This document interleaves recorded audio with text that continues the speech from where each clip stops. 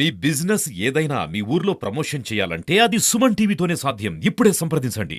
ఒంగోలు లాయర్పేటలోని మంగమూరు డొంకలో వేంచేసి ఉన్నటువంటి శ్రీ గాయత్రి మాత 2 రూపాల్లో మనకు దర్శనం ఇస్తారు.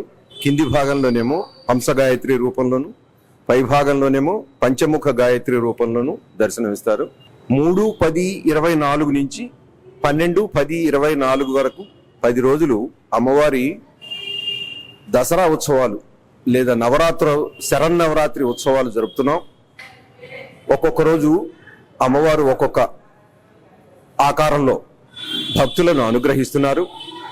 మొదట బాలా త్రిపుర సుందరి దేవి అవతారంలో, రెండవ రోజు గాయత్రి మాత అవతారంలో, ఈవేళ అంటే 3వ రోజు అన్నపూర్ణాదేవి అవతారంలో దర్శనమిస్తూ అలా క్రమంగా చివరిగా 10వ రోజున రాజరాజేశ్వరి అవతారంతో ఈ యొక్క అవతారాలు ప్రకారం మనం కొలుస్తూ అమ్మవారి యొక్క అనుగ్రహానికి పాత్రలం అవుతున్నాం. ఈ యొక్క అవతారాలను గురించి తెలుసుకోవాలి అని అంటే ఒక్కొక్క ప్రాంతంలో ఒక్కొక్క రకమైనటువంటి ఒక్కొక్క విధంగా ఈ అవతారాలను ఫాలో అవుతారు. ఈ అవతారాలలో ముఖ్యంగా ఏమిటంటే చెడు మీద మంచి విజయాన్ని సాధించడమే అసలు ఈ దసరా ఉత్సవాలను జరుపుకోవడంలో ఉన్నటువంటి ఉద్దేశం. చెడు మీద మంచి విజయాన్ని సాధించటమే ఈ యొక్క అవతారాలలో ఉన్నటువంటి విశేషం.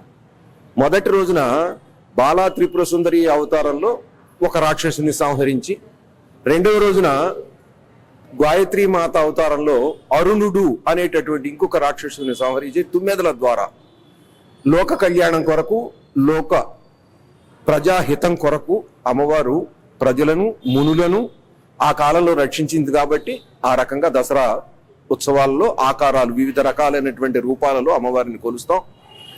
ఈ ఆకారాలలో ఇంకా ఏమిటి అని అంటే సాత్వికం మొదలుకొని తామసం వరకు ఉండేటటువంటి ఆకారాలు కొన్ని ఉన్నాయి. ఒక్కొక్క భాగంలో మనం ఒక్కొక్క రకమైనటువంటి దీన్ని ప్రయోజనాన్ని ఆశించి మనం కొలుస్తాం. ఈ దసరా అనేటటువంటిది ముఖ్యంగా హిందువుల పండగ. హిందువులు జరుపుకునేటటువంటి ముఖ్యమైనటువంటి ఈ యొక్క పండుగలలో దసరా అతి ప్రాముఖ్యమైనటువంటిది. 9 రోజులు జరుపుతారు కాబట్టి నవరాత్రులు అంటాం. నవరాత్రుల్లో నవరూపాలలో అమ్మవారు జగజ్జనని 9 రూపాలలో ఈ యొక్క భక్తులకు దర్శనమిస్తూ వారిని ఆశీర్వదిస్తూ ఉన్నది. సో గాయత్రి మాత దేవాలయంలో ఈ ఉత్సవాలు ఇప్పటి నుంచి కాదు, ఎప్పటి నుంచో ప్రారంభమైన, గుడి మొదలు పెట్టినప్పటి నుంచి కూడాను ఈ ఉత్సవాలను జరుపుతూ అమ్మవారి యొక్క అనుగ్రహం కొరకు పాత్రలు ఉంటాం. ప్రతిరోజు సాయంత్రం ఒక సాంస్కృతిక కార్యక్రమం ఉంటుంది. ప్రసాద వితరణ జరుగుతున్నది. దాతల యొక్క సహకారంతో ఈ కార్యక్రమాలన్నీ కూడాను నిర్వహిస్తూ ఈ సంవత్సరం కొత్త మైక్ సెట్ ని 64,000తో ఖరీదుతోటి సిద్ధా హనుమంతరావు గారు దాతగా ఏర్పాటు చేసుకున్నాం.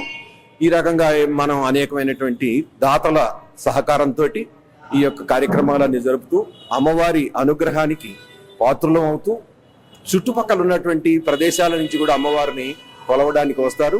గాయత్రి మాత వేదమాత. సరస్వతి మాతకి గాయత్రి మాతకి భేదమేమీ లేదు. సరస్వతి మాత యొక్క మరొక రూపమే ఈ యొక్క గాయత్రి అమ్మవారు. గాయత్రి దేవి మనకి వేదాలను ఇచ్చింది. అందువల్ల 4 వేదాలు వారి ద్వారా మనకి ఈ యొక్క భూమి మీద ఉన్నటువంటి ప్రజానీకానికి అందినాయి. సో ఈ రకంగా గాయత్రి మాతని కొలవటం వలన సర్వ శుభాలు, సకల శుభాలు ఈ ప్రాణికోటికి లభిస్తాయని, వారికి ఆర్థిక పరిపుష్టి లభిస్తుందని నమ్మకంతో మనం వీటిని ఈ యొక్క దసరా ఉత్సవాలను జరుపుతున్నాం. ఈ దసరా ఉత్సవాలలో అందరూ పాల్గొని అమ్మవారి ఆశీస్సులు పొందాలనేటటువంటిది ఈ యొక్క గాయత్రి మందిర నిర్వాహక సమితి వారి తరఫున నేను అందరినీ కూడా ఆహ్వానిస్తున్నాను. శుభం భూయాత్.